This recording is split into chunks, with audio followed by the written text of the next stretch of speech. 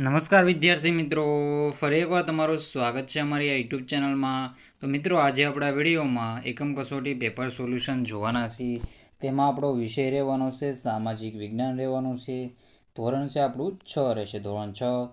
તારીખ છે 14/9/2024. સમય રહેશે આપણો 1 કલાક. કુલ ગુણ રહેશે 25. તો સાહેબ તમારે એકમ કસોટી પેપર સોલ્યુશન જોવાનું રહેશે. સામાજિક વિજ્ઞાન વિષયનું છે અને પૂરેપૂરું પેપર સોલ્યુશન મિત્રો જોઈજો. તો સાહિત્ય જોઈજો. અને જો મિત્રો તમારે આની પીડીએફ જોતી હોય તો આપણી Telegram channel one education Gujarat અને આપણી વોટ્સઅપ ચેનલ વન એજ્યુકેશન ગુજરાતને જોઈન કરી લેજો. તો મિત્રો, આપણે હવે સોલ્યુશન સ્ટાર્ટ કરી દઈએ. અને ચેનલમાં ન હોય તો ચેનલને સબસ્ક્રાઈબ કરી દેજો. તો વિભાગ એ છે, નીચે આપેલા પ્રશ્નોમાં યોગ્ય વિકલ્પ આપીને જવાબ લખો. તો પહેલું છે, નીચેનામાંથી કયા લખાણો લાંબા સમય સુધી ટકી રહે છે? તો નીચેનામાંથી કયા લખાણો લાંબા સમય સુધી ટકી રહે છે? તેમાં આપણો આન્સર રહેશે ઉત્તર અભિલેખો જવાબ રહેશે. શું જવાબ આવશે? અભિલેખો. અભિલેખો છે,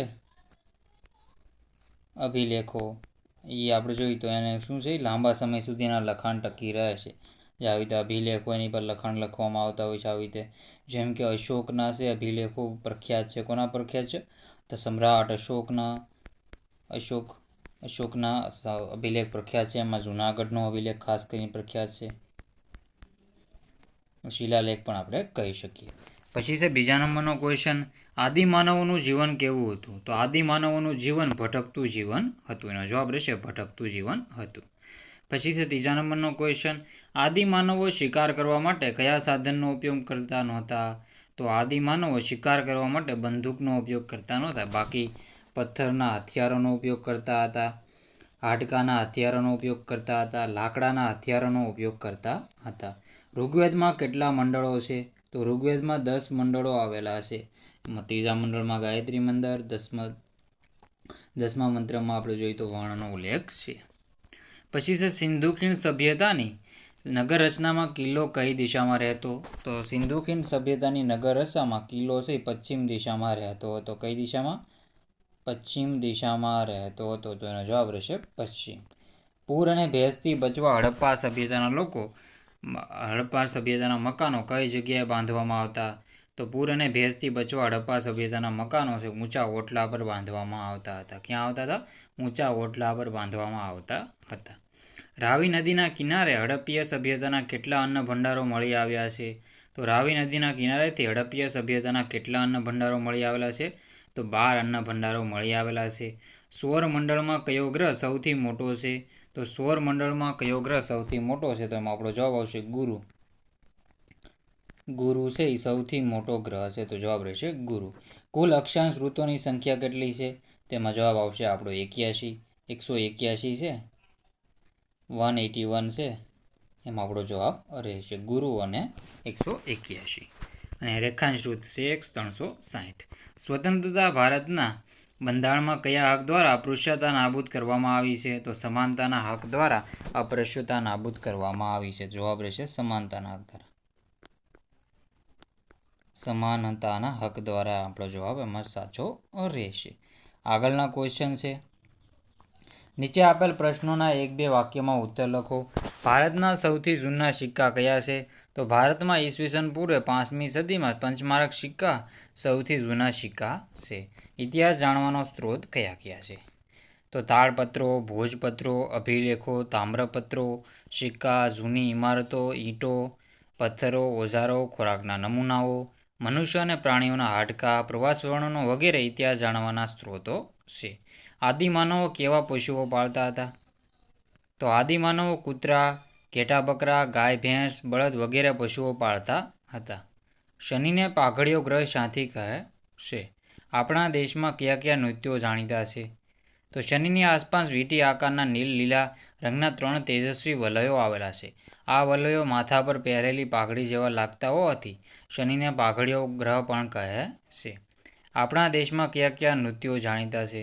તો આપણા દેશમાં આ નૃત્યો જાણીતા છે, રાસ ગરબા જે ગુજરાતમાં, ભાંગડા પંજાબમાં, કથક ઉત્તર પ્રદેશમાં, કુચીપુડી આંધ્રપ્રદેશમાં, કથકલી કેરળમાં, ભરતનાટ્યમ તમિલનાડુમાં, તાંજોર બિહુ અસમમાં, ઓડિશી ઓડિશામાં, ઘુમ્મર છે રાજસ્થાનમાં, લાવણી મહારાષ્ટ્ર વગેરે નૃત્યો જાણીતા છે. ભારતની સંસ્કૃતિ આગવી વિશેષતા કઈ છે? તો વિવિધતામાં એકતા એ ભારતીય સંસ્કૃતિની આગવી વિશેષતા છે. વિભાગ બી છે. નીચે આપેલા પ્રશ્નોના 3-4 વાક્યમાં ઉત્તર લખો.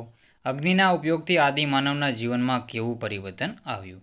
એનો ઉત્તર છે અગ્નિના ઉપયોગથી આદિમાનવના જીવનમાં ક્રાંતિકારી પરિવર્તન આવ્યું. અગ્નિની શોધ પછી આદિમાનવ નીચે દર્શાવેલ પ્રવૃત્તિઓમાં અગ્નિનો ઉપયોગ કરવા લાગ્યું.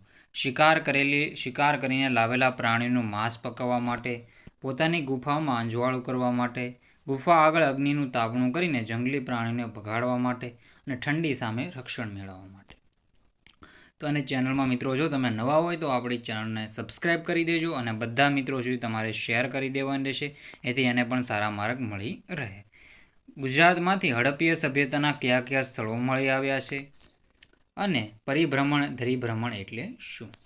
તો ગુજરાતમાંથી હડપ્પીય સભ્યતાના મળી આવેલા સ્થળોમાં જામનગર જિલ્લામાં લાખા બાવળ અને આમરા, ભરૂચ જિલ્લામાં કીમ નદીના કિનારે ભાગા તળાવ, કચ્છ જિલ્લામાં દેશલપર, સુરકોટડા અને ધોળાવીરા, અમદાવાદ જિલ્લામાં રંગપુર અને લોથલ તથા રાજકોટ જિલ્લામાં રોજડી શ્રીનાથગઢનો સમાવેશ થાય છે. ધરીભ્રમણ એટલે શું? તો પૃથ્વી ભમરડાની જેમ પોતાની કાલ્પનિક ધરી પર વિષુવવૃત્ત પરના કલાકના 1670 કિલોમીટરની ઝડપે એક ચક્ર આંટો પૂર્ણ કરે છે. પૃથ્વીની આ ગતિને પરિભ્રમણ કે ધરીભ્રમણ કહે છે. આ ચક્ર આંટો પૂર્ણ કરતાં પૃથ્વીને 24 કલાક એક દિવસ થાય છે. તેથી પૃથ્વીની આ ગતિને દૈનિક ગતિ પણ કહેવામાં આવે છે. પરિક્રમણ એટલે શું? પૃથ્વી પોતાની ધરી પર ફરતા સૂર્યની આસપાસ પરિક્રમા કરે છે. પૃથ્વીની આ ગતિને પરિક્રમણ કે કક્ષા ભ્રમણ કહે છે. સૂર્યની એક પરિક્રમા પ્રદક્ષિણા પૂર્ણ કરવા કરતાં પૃથ્વીને 365 દિવસ અને 6 કલાક લાગે છે. તેથી પૃથ્વીની આ ગતિને વાર્ષિક ગતિ પણ કહે છે. પછી છે આદિમાનવ ભટકતું જીવન જીવતો હતો. તો આદિમાનવ હરણ, ઘેટા, બકરા જેવા પ્રાણીઓનો શિકાર કરીને તેમજ કંદમૂળ અને ફળોને એકઠા કરીને ખોરાક મેળવતો. ખોરાક મેળવવામાં જંગલી પ્રાણીઓના હુમલાનો સામનો કરવો પડતો. વળી કેટલાક પ્રાણીઓ ખોરાકમાં ઝડપી હોવાથી હાથમાં આવતા નહીં, એટલે એમની પાછળ દોડવું પડતું. હરણ, ઘેટા, બકરા જેવા પ્રાણીઓ સરળતાથી મારી શકાતા હોવાથી તેમને શોધવા આદિમાનવ ભટકતા રહેતા. આ ઉપરાંત પાણીની જરૂરિયાત માટે પાણી મળી રહે તેવી જગ્યાએ શોધવાની હતી. આમ ખોરાક, પાણી અને રહેઠાણની શોધમાં આદિમાનવ ભટકતું જીવન જીવતો હતો. પછી છે વિભાગ સી. નીચે આપેલા પ્રશ્નોના સવિસ્તાર ઉત્તર લખો. મોહેંજો-દડો અને હડપ્પાના રસ્તાઓ અને શેરીઓ વિશે માહિતી આપો. તો સાહિત્ય મિત્રો જોઈ લેવો જવાબનો. મોહેંજો-દડો અને હડપ્પામાં મુખ્ય રસ્તાઓ, તેમને જોડતા નાના રસ્તાઓ અને શેરીઓ ઘણા વ્યવસ્થિત અને એકબીજાની સાથે જોડાયેલા હતા. મુખ્ય રસ્તાઓ નગરની મધ્યમાં એકબીજાને કાટખૂણે કાપતા હતા અને સીધી રેખામાં જતા હતા. રસ્તા અને શેરીઓનું આયોજન એવી રીતે કરવામાં આવ્યું હતું કે સમગ્ર નગર ચોરસ કે લંબચોરસ વિભાગોમાં વહેંચાઈ જાય. જાહેર રસ્તાઓ પર રાત્રિ પ્રકાશની વ્યવસ્થા કરવામાં આવી હતી. ખરેખર મોહેંજો-દડો અને હડપ્પાના રસ્તાઓ અને શેરીઓ સુવિધાજનક હતા. હડપ્પીય સભ્યતાની નગર રચના કેવી હતી? તો હડપ્પીય સભ્યતાની નગર રચના આયોજનબદ્ધ અને સુવ્યવસ્થિત હતી. તેની મુખ્ય લાક્ષણિકતાઓ નીચે મુજબ છે. તો આ સાહિત્ય મિત્રો જોઈ લેવું. પશ્ચિમ દિશામાં કિલ્લા અને કિલ્લાની ફરતે કોટ હતો. મકાન રચના મોટાભાગે ઈંટો વપરાતી હતી. મકાનો પૂર અને ભેજથી બચવા ઊંચા ઓટલા પર બાંધવામાં આવતા.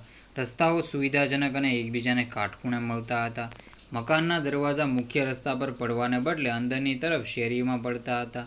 શેરીઓનું આયોજન એવી રીતે કરવામાં આવ્યું હતું કે સમગ્ર નગર ચોરસ અને લંબચોરસમાં વહેંચાયેલું હતું. નગરના વપરાશમાં પાણીમાં તેમજ ગંદા પાણીના નિકાલ માટે ગટર યોજના હતી. ઉત્સવ કે ધાર્મિક પ્રસંગોને સ્નાન કરવા માટે જાહેર સ્નાનાગરો હતા. નગરમાં સભાગૃહની વ્યવસ્થા હતી. ઉલ્કા વિશે માહિતી આપો. તો ઉલ્કા વિશે તમારે સાહિત્યની માહિતી જોઈ લેવાની છે. સાહિત્ય જોઈ લો મિત્રો માહિતી. ચેનલમાં નવા હોય તો ચેનલને સબસ્ક્રાઈબ કરી દેજો. તો સાહિત્ય પોઝ કરીને વાંચી લેજો. તો આપણે આગળના ક્વેશ્ચન છે, પૃથ્વી પર રાત દિવસ કેવી રીતે થાય છે? તો પૃથ્વી પર રાત દિવસ કેવી રીતે થાય છે?